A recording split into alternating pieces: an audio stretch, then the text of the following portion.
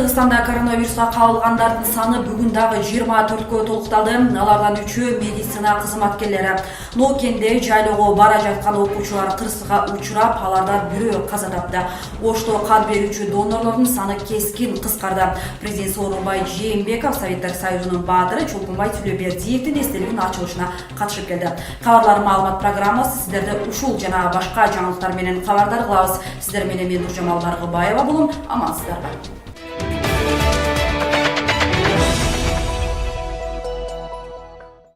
Бүгүн 7 майда республика боюнча COVID-19 инфекциясынын жаңы 24 учуру катталды.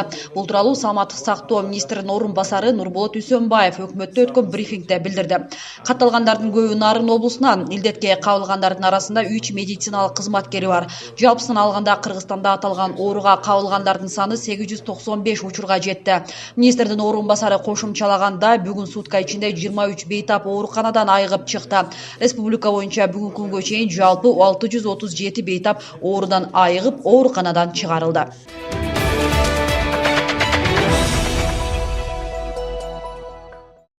Айылдагы карантиндик посттордо нааразычылыктар күч. Маалыматтарга караганда, кээ бир постто турган кызматкерлер опузалоо менен алек болуп жатышат. Мындай маалымат республикалык ыкчам штабка дагы келип түштү. Биринчи вице-премьер-министр Кубатбек Боронов жогорудагыдай башаламадыктарды жоюу үчүн кандай тапшырмаларды берди? Кийинки материалдан көрүңүз.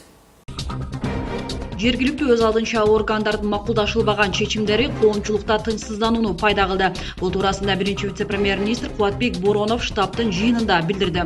Ал белгилегендей, мындан ары жергиликтүү бийлик өкмөттүн жана штабтын кабыл алган чечимдерине каршы аракеттерге жол бербеши керек. Айрыкча айылдарга кирүүдө коронавируска тест тапшыргандыгы тууралуу маалымдама талап кылынбашы зарылдыгын белгиледи. Эсиңиздерде болсун, эч жерден эч кимден справка требовать этпейбиз. Бир эле маселени айтканбыз алгоритм боюнча. Жана дальнобойщик грузовой машина менен келген шоферлор биринчи анализ тапшырган жеринен справка жаздырып алса, кийинки башка жерден текшерилбей өткөргөнгө алардын өздөрүнө мүмкүнчүлүк түзүлөт. Бул просто биздин жанагы ишти жеңилдетиш үчүн айтканбыз.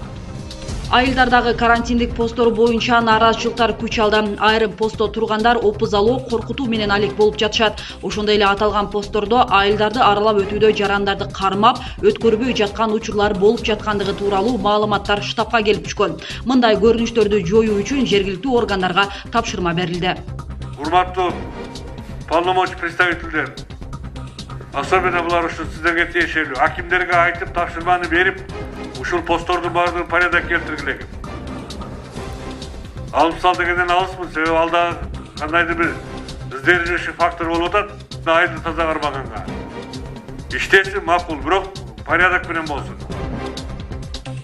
Жыйындын жүрүшүндө вице-премьер-министр мындай окуяларга экинчи жол берилбесин деген тапшырмасын койду. Эгерде штаб чечимдерине карама-каршы иш-аракеттер аныкталса, тиешелүү болгон ар бир жетекчи жоопкерчиликке тартылат. Нуржамал Баргыбаева, Бексултан Абиев, Ынтымак.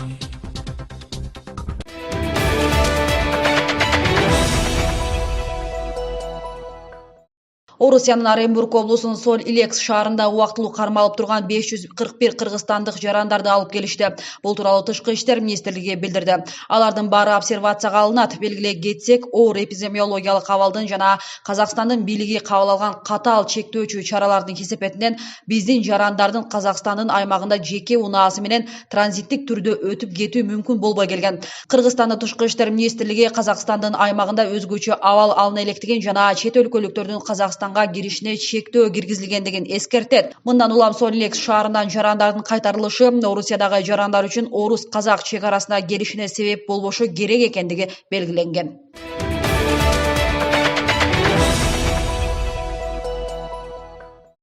Бүгүнкү күндө коронавируска байланыштуу Кыргызстанга сырттан келген жардамдар алгач бюджеттин чыгашыларына жумшалып жатат. Бул тууралуу өкмөт үйүндө өткөн маалымат жыйында вице-премьер-министр Эркин Астрандиев билдирди.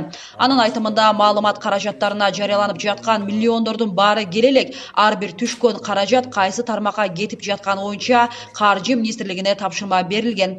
Жакын күндөрү бул боюнча ачык айкын маалымат берилерин кошумчалады.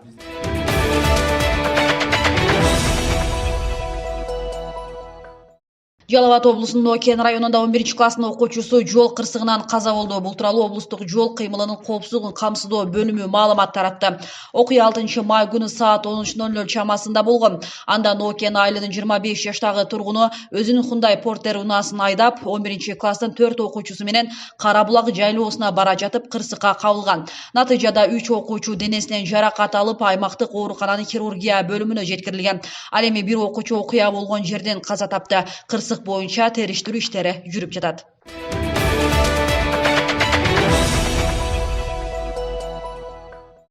Баткен облустук ички иштер башкармалыгы тарабынан карантинге карабай чет өлкөлүктөрдү иштетип жаткан адамды кармашты. Маалыматка караганда элге коопсуздук чараларын сакталышын эскертип жүргөн учурда Баткен району аймагында кыргызстандык жаран коңшулас Тажикстандын мыйзамсыз миграция иштерин уюштуруп жаткандыгы боюнча ыкчам маалымат түшкөн. Анын негизинде ыкчам иликтөө иштери уюштурулуп, Баткен районунун Достук айылынын Көксай участкасында 33 жаштагы тургун жашыруун жол менен алып өткөн кургатылган мөмө жемиштерди сатуу максатында Тажикстандын 2 жараны менен унаага жүктөп жаткан жеринен кармалышты. Тажик жарандары мамлекеттик чек араны бузуп өтүп кеткендиги аныкталып, обсервацияга жаткырылып, анализдери таза чыккан. Андан соң убактылуу Баткен райондук соту тарабынан 1 айга камакка алынды.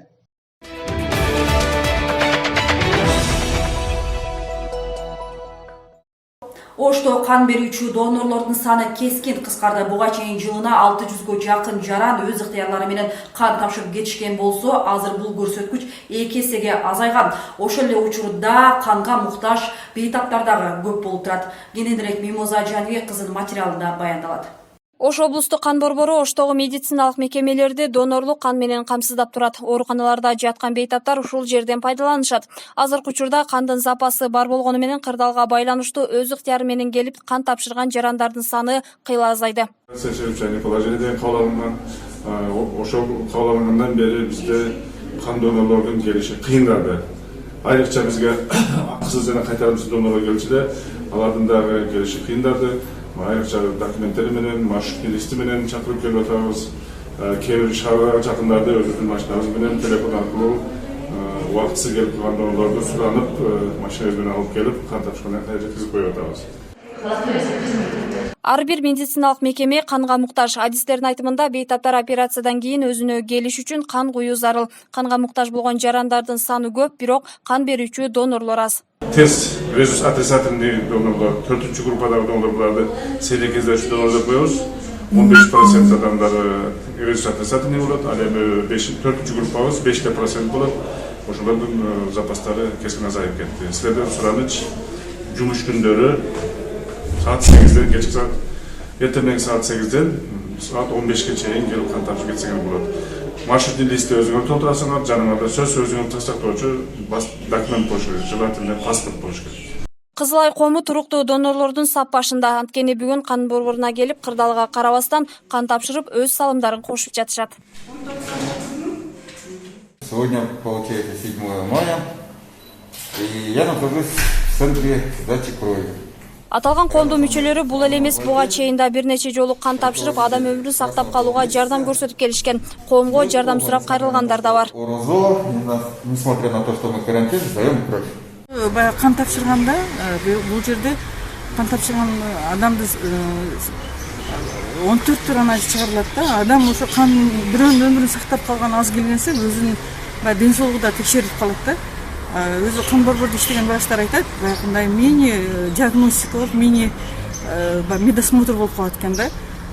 Өзүнүн ден соолугун текшергенче, дагы эле мен айтам, бирөөнүн өмүрүн сактаган жакшы болуш керек, ошону айткым келет. Донор болуп келген жарандар текшерилип, кан алынгандан соң бейтаптарга туура келген кан эргелип берилет. Кийин туугандары бейтапка берилген кандын запасын толукташат.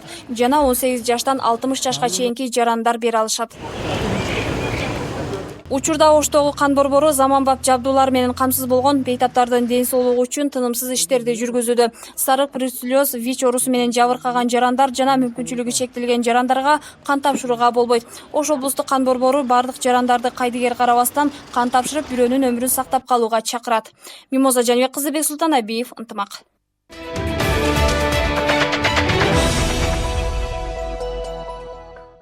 Баткен облусунун Лейлек элине гуманитардык жардам көрсөтүлдү. 2 майда жүргөн сел бир канча үй бүлөгө түйшүк жараткан. Ошондой эле коронавируска байланыштуу кырдаалда кээ бир кожолуктарда тамак аш муктаждыгы келип чыкты. Ошондуктан Кыргыз Республикасынын эмгек сиңирген артисти Самара Каримова 200гө чукул үй бүлөгө 6 тонна un, 1 тонна май, 500 килограмм макарон азыктарын жана акчалай жардам берди.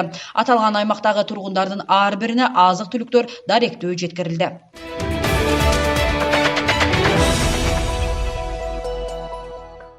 Президент Сооронбай Жээнбеков бүгүн Советтер Союзунун баатыры Чолпонбек Тилөөбердиевдин эстелигинин ачылышына катышты.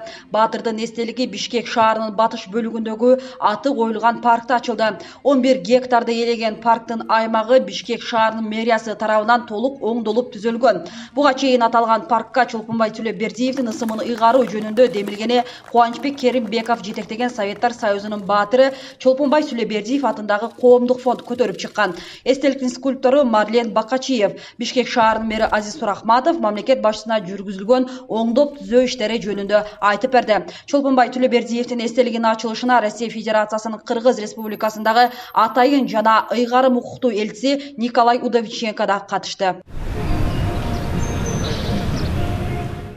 Bayramınızı kutlayayım, hurmatlı ardagерler. Ulu Atамеке soğuştunun 75 жылдыгы улуу майрам. Абдан оор жоготуулар менен жетишкен майрам. Жалпы Советтер Союзунан 27 миллиондон ашык адам курман болгон. Кыргызстандан 365 миң Кыргызстанда соғыш катышты. 90 миң келбей калды. Ошонун ичинен 150 миң кыргызстандыктар орден медальдар менен сыйланышты. Улуу майрам. Улам ар бир үйдө кайгы бар. 90 миң адам келбей калышы кичинекей Кыргызстанга абдан чоң жоготуу болгон. Бул улуу жеңишти биз эч качан унутпашыбыз керек. Бул биздин кийинки муунга, кийинки балдарыбызга бул өрнөк болуш керек. Биздин ата-бабалардын ушул эрдиги. Ушуну менен биз балдарды тербелеп өстүрүшүбүз керек.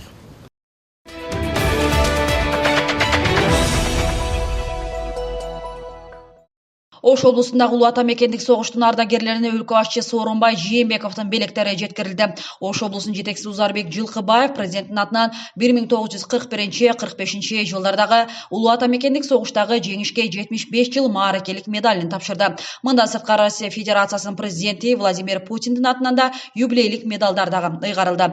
Ал эми 23 согуштун ардагерине облус жетекчисинин резервдик фондунан 10 миң сом акчалай жана 5 миң сомдук азык түлүк баштыгы 710 ооруктун ардагерине жергиликтүү бюджеттин эсебинен белектер каралган. Буга чейин өлкө башчынын жарлыгы менен ар бир согуш ардагерине 75 миң сомдон, оорук ардагерлерине 15 миң сомдон берилген болчу. Эми бул областтын атынан майрамдык чайга алып коебуз.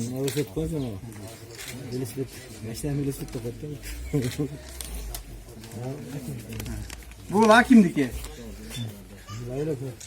Бул айыл өкмөттүкү.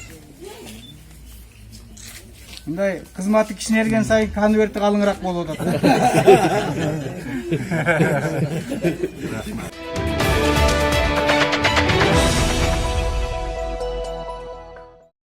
Бүгүн радио кызматкерлеринин кесиптик майрамы, ал эми Ынтымак телеканалынын радиосу ого чыкканына 10 жылга жакын убакыт болуп калды. Учурда жагымдуу музыка, пайдалуу кеңештер угармандарга тартууланып келет. Майрамда Ынтымак телеканалынын радиосуна саякат барып келебиз. Бүгүн 7 май радио кызматкерлеринин күнү. Бул күн дүйнөнүн көпчүлүк мамлекеттеринде белгиленип келет. Учурда радио интернеттен кийинки эле эң ыкчам маалымат булагы болуп саналат. Следующая композиция звучит именно для вас. Ынтымак телеканалынын Ынтымак радиосу көп жылдык убакыттан бери 24 саат бою ого чыгып, өз угармандарына жагымдуу маанай тартуулап келет. Ынтымак ФМдин ого чыкканына быйыл 10 жылга чукул жакындап калды. 7 май бул бүткүл радио күнү. Дүйнө жүзү боюнча бул майрамды майрамдашат. Учурдан пайдаланып баардык кесиптештериме ушул майрам менен куттуктап кетким кетет. Жана ошондой эле биздин угуп жаткан көрөрмандарыбызды, угармандарыбызды дагы деле мындан алдын келечекте аябай кубандырып турган аракет кылабыз. Жакшы чыгармаларды коюп, жакшы мыкты дүйнөлүк хиттерди койгон аракет кылабыз. Жана ошондой эле ар түрдүү өзүбүздүн оюн зокторубуз менен маанайларды көтөргөнү мындан ары дагы болгон күч кубатыбызды аракетибизди жасайбыз. Ынтымак радиосунда жалпы 8 кызматкер угармандарына кызмат кылат. Башкалардан өзгөчөлүгү берүүлөр обого кыргыз, орус жана өзбек тилдеринде чыгат. Радио негизинен манайшат форматта болгондуктан угармандарга ири конкурстар уюштурулуп, сыйлыктар ыйгарылып турат. Всем привет! Я участвовал в розыгрыше Redmi 7A от компании Ынтымак радио Ынтымак. Всем, кто участвует и кто собирается участвовать, я желаю удачи и успехов. Это реальный розыгрыш, здесь реальный выигрыш. Вот я лично в этом убедился. Спасибо радио Ынтымак за такое прекрасное начало дня. Бүгүнкү күндө радио маалымат алуунун эң арзан жана жеңил жолу катары бааланып келет. Андан түрдүү дүйнөлүк жана өлкөдөгү акыркы окуялар менен кабардар боло аласыз. Радио кызматкерлер угармандар үчүн кызмат кылуудан чарчабайбыз дешет. Assalomu alaykum, hurmatli yurtdoshlar, hamkasblar. Bugun qarangki 7-may xalqaro radio kuni. Shu munosabat bilan barcha radio boshlovchilarini sharafli bayramlari bilan chin qalbimizdan muborakbod etamiz. Ularga oilaviy tinchlik, xotirjamlik, baxt va ijodiy barkamollik tilaymiz. Ынтымак radiosi 106.1 havo to'lqinlari. Kamina RJ Farhod. Барыңыздарга кутман кеч, ардактуу телекөрүүчүлөр, ардактуу биздин радио угармандар. Бүгүн радио күнү, андыктан бул тармакта иштеген жалпы кесиптештерибизди ушул күнү менен чын жүрөктөн куттуктайбыз. Ар дайым бар болуңуздар, жүзүңүздөрдөн эч качан жылмаюу кетпесин. Азыр болсо биз радио тармагында иштеген жалпы эле кызматкерлер акыркы кырдаалга байланыштуу жумушка чыкпай үйдөбүз. Жакын арада буйруса жумушка чыгып, сиздердин маанайыңыздарды көтөрүп, сиздер менен оо аркылуу жолукканга чейин деген чоң ниетибиз бар. Радионун тарыхына көз чаптырсак, мындан 125 жыл мурун 7-майда орус физиги жана электротехник Александр Попов дүйнө коомчулугуна радиону тартуулаган. Мына ушул күндөн тарта 7-май радио күнү катары белгиленип келет. Мимоза Жаныбек кызы, Бек Султанабиев, Ынтымак.